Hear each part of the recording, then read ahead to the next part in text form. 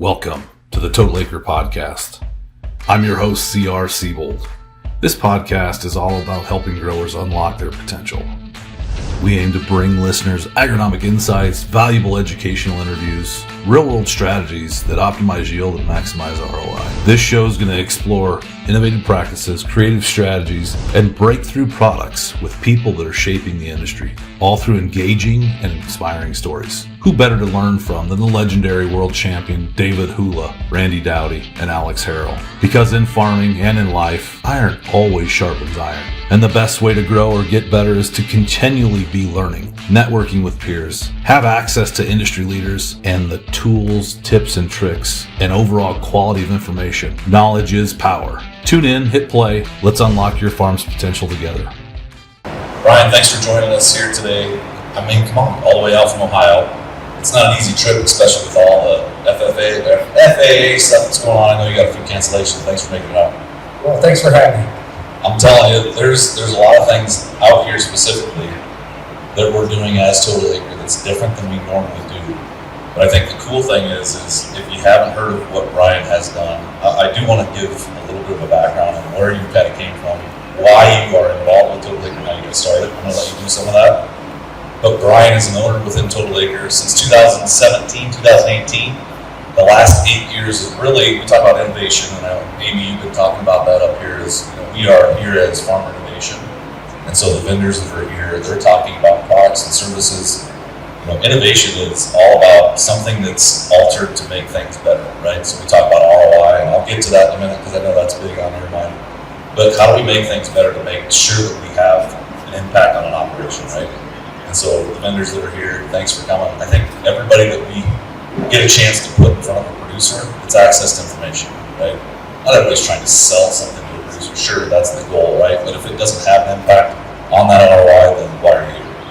And so maybe talk a little bit about how you got started within Total Acre. This is a cool story, you guys. If you don't know it, this guy's a legend. Since 2017 when this thing started, give us a little background. Just about spoke from 2017 when we started. All of that.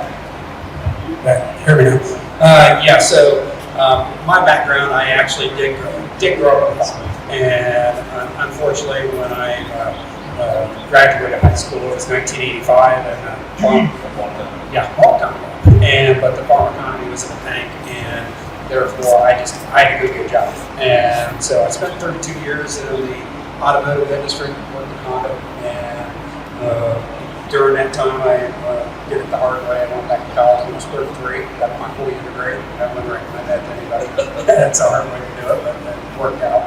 And my background was manufacturing. I worked the supply chain for an extended period of time, and then I finished out the last 10 years of my career as in North American purchasing, and it was a lot of working with crisis management project suppliers, working with suppliers that had very poor quality characteristics, and just took my learnings from my previous part of my career and applied them into that job. And then I spent the last few years as a manager of one of the commercial quality groups. And one of the big things that really intrigued me with this was when Randy Dowdy initially did this program, is that he was doing things by process, and he was trying to do things to manage from good, accurate data. And where I was able, during my days at Honda, I was able to, I have two of my now partners, Randy Seaver and Colin Willis. They were one of Randy's really good statistician, as you're aware of, and Colin's a phenomenal code. And so we thought about trying to put together a solution that would put more of an analytics approach to precision farming. So I think it's interesting, right? So came from Honda as an engineering background, process engineering. So you talk about, it used to be Bolt, but now Honda's won't run 2 years. Right? Yeah. So they lost you, right? But if you talk about that process, right? So if you started systematic approaches, I think you've kind of coined that term, and that systematic approach that we talk about within Total Acre, we'll talk about that in a minute, but that is a core fundamental of the entire program. So if you think about that systematic approach, you'll hear that probably. There's others that talk about it now, but this is kind of where it started. And think about it, right? From going out, starting that tractor, getting in that field, putting an engineer's mind Now again, it doesn't look like much, but he's a pretty smart guy. But when you talk about the relationships now, right? So like with Dowdy, all that stuff, and the partners on the backside. You got the faces, the fancy guys up front, but behind the scenes, there's a couple signs out here, and I know that the Redox is using it, but the YMS is the technology behind the system. How do you, Hula will talk about this, right? How do you change something that you can't measure? And I think that systematic approach, having some sort of technology to be able to measure, maybe tie that back together with Seaver and Colin and some of the back end. Yeah, sure. I was talking kind of how we go about our approach to the Pacific Farm. And they're not, every grid point is different. I mean, it's there are David Hill tells me that he has cornfields that have 150 bushel of variability in the field, and so what we're trying to do is tie it in past yield history, and then pull tissue samples to identify what the opportunities for improvement, and then taking soil samples and identifying where things are succeeding, where things aren't, and then we're able to align those yield data points to where we have like a field explorer where we can find out, okay, what was the top 5 data points in the field, and then what was the pH, what were the nutrient values, what were the selective P/Z ratios, and things like that, and then take that.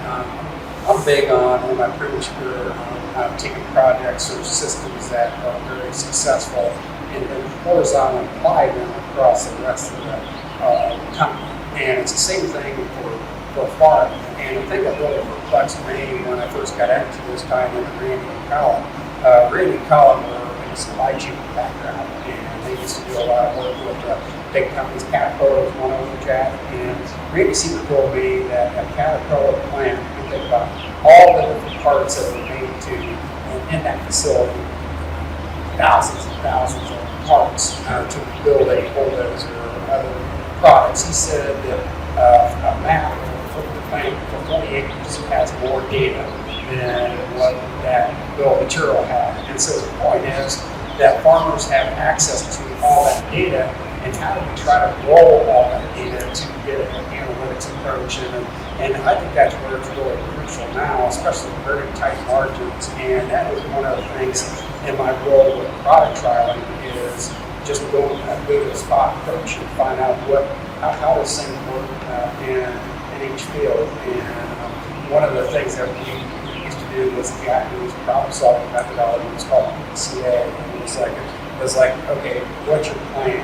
Well, what are you going to do? And then need to have a good check, which is YMS, and then how do you act if you need to do something different? And that's the thing that's really fascinating with farming is that method. I always say farm planners are actually offensive. I mean, that's I'll tell you, corn here looks outstanding compared to what I see in Ohio. I mean, everybody's just very far behind. I mean, it's corn is maybe about this high. Beans are just coming out of the ground. People are still planting. And so I guess what that said is there is no cookie cutter approach to farming. And that's where we try to give the tools to teach a farmer how to deal with the half-delta and try to be a proactive approach, but also sometimes you have to do things real. Well, I want to get to that in just a second, but the start of that story to finish, what he really wants is credit for David's record-breaking seasons the last 10 years. So let's get that on the table. The reason David is breaking records and Alex and Randy is because of the back-end systems, right? That's for sure. So 623 bushel corn you want to grow, just talk to Mattix. But all kidding aside, I think if you think about, again, the systematic approach and the ability to come out and know what to do, how do you make those adjustments? Like you said, from Ohio to here, you got corn that's coming out of the ground, you've got corn, to your chest. Yeah. Behind the scenes with YMS, knowing the opportunity, YMS is yield management systems, and it's literally just the technology back end that was hand-built, handcrafted to be able to actually showcase and measure things. Take that to the next step, which is work very heavily with vendors and opportunities to work with different products. I mean, we all know from a producer standpoint, we say, it's going to give me the 6 bushels, and if I put all the 6 bushels together, what would I get Kyle, right? 600 bushels, right? But at the end of the day, not everything's created equally, but knowing how to measure those products, and so maybe talk a little bit about the vendor side of the relationship. So from a grower standpoint, it makes sense. I think everybody kind of gets that. The hidden behind the scenes stuff that you do with vendors, I think is pretty cool too, that maybe talk about. It's not all CROs and private entities. You can work with Brian on some of these things as well. Well, the thing is, I'm a black and white results oriented person, and I want to work with the best companies, period. And I tell companies every time, very first conversation, I said, we're here, we realize nothing wins 100% of the time, but we want results. If your products don't work, don't waste your money, don't waste my time.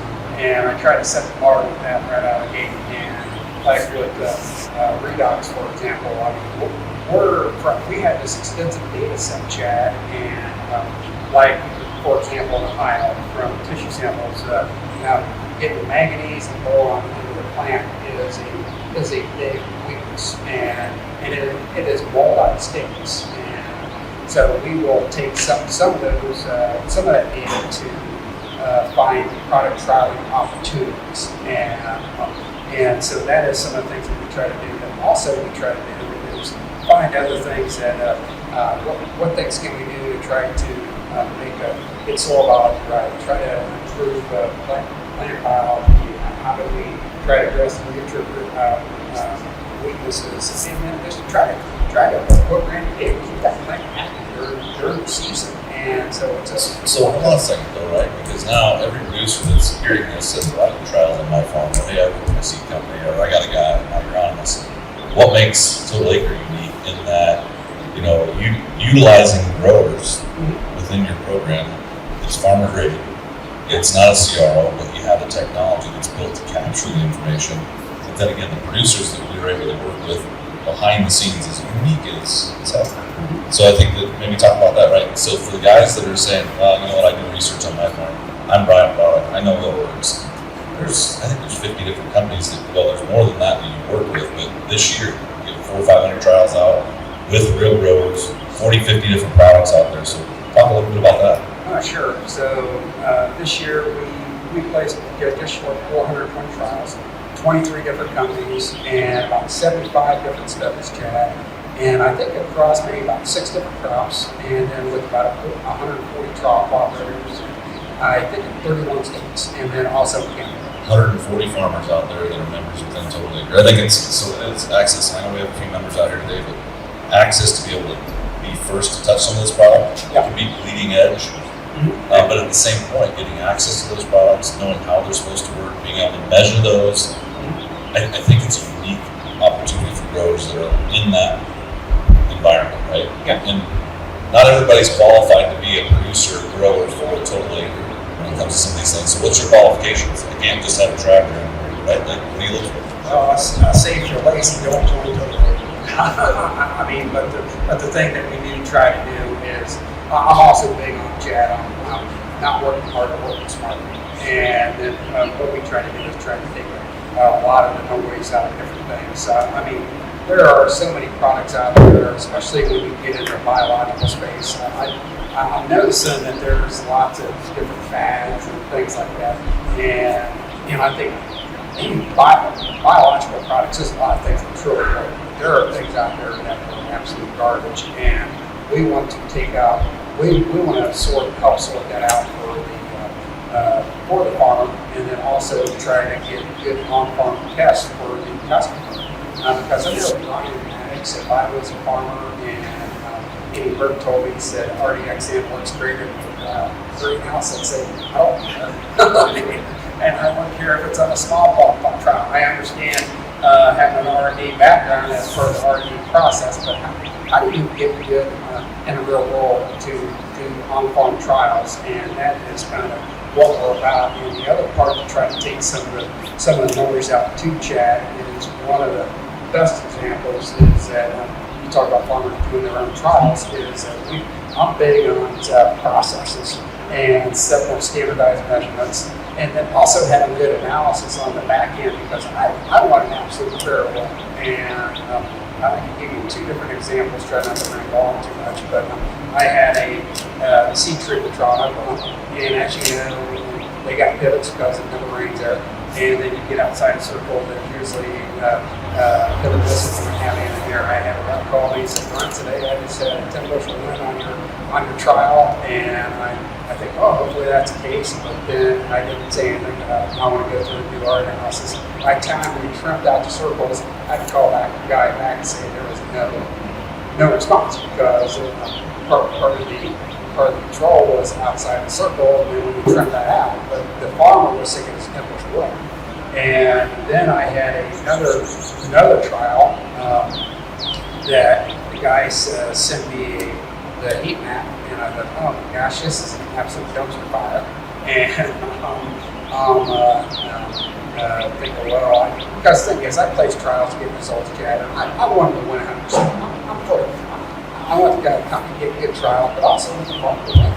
And so once we took the data from the previous couple of years, I noticed that there was a huge imbalance for the cash yield performance of the trial versus control, and so come to find out, once we started digging into that, it was actually a 12 bushel improvement if you use that cash yield performance and find out that he had serious black tar spot pressure, and he didn't identify that by his heart. So, I love the stories because I can relate to that, or at least makes sense to me. But the other thing I guess I want to highlight is that within Total Acre, you're not picking winners. There's not, hey, this works great and everything else is garbage.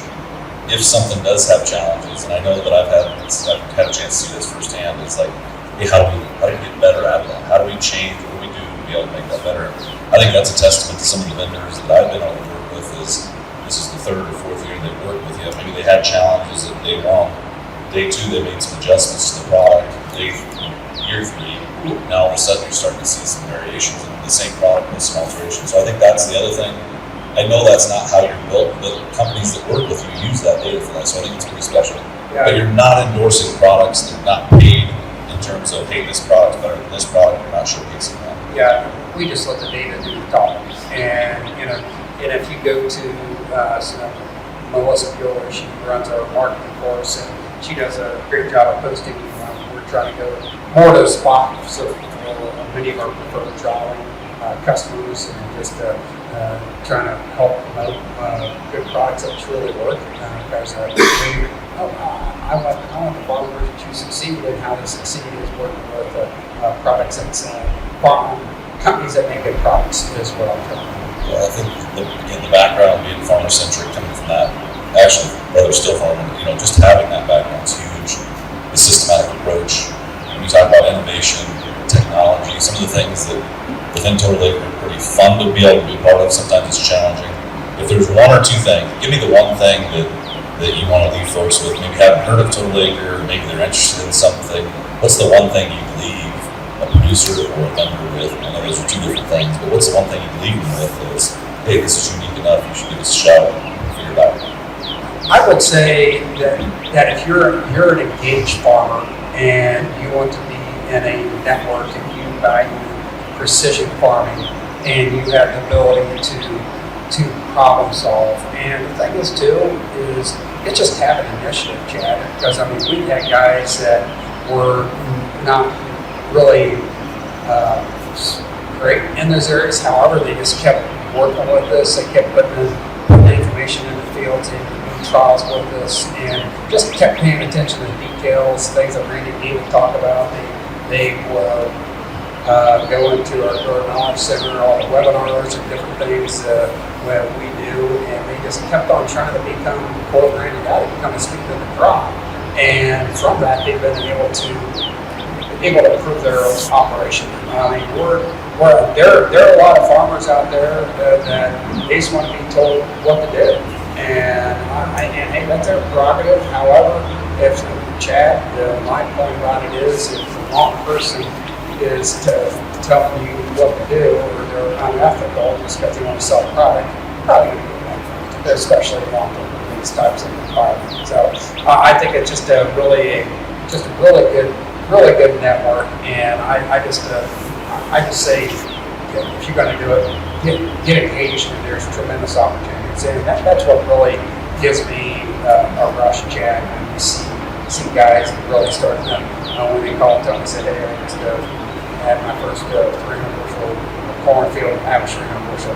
I've been trying to shoot 400 bushel beans across the field, and I achieved that.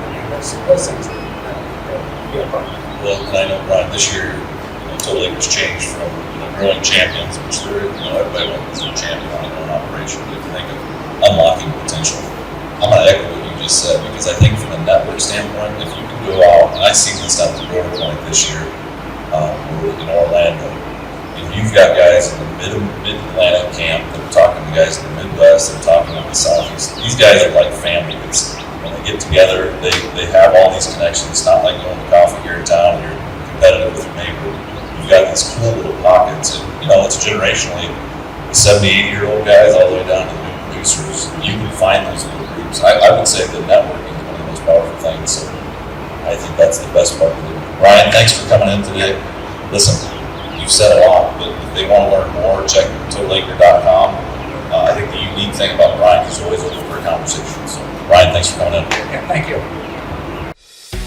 And that's a wrap. Thanks for tuning in today to this episode of the Total Acre podcast. Hey, if you enjoyed it, you liked the conversation, be sure to subscribe. You know the drill. Spotify, Apple, YouTube. Go give us a click, give us a like. Until next time, though, keep pushing forward. We hope that you found something unique, something powerful here that might help you unlock your farm's potential. We look forward to seeing you next week. Be safe. Talk more here soon on the next Total Acre podcast.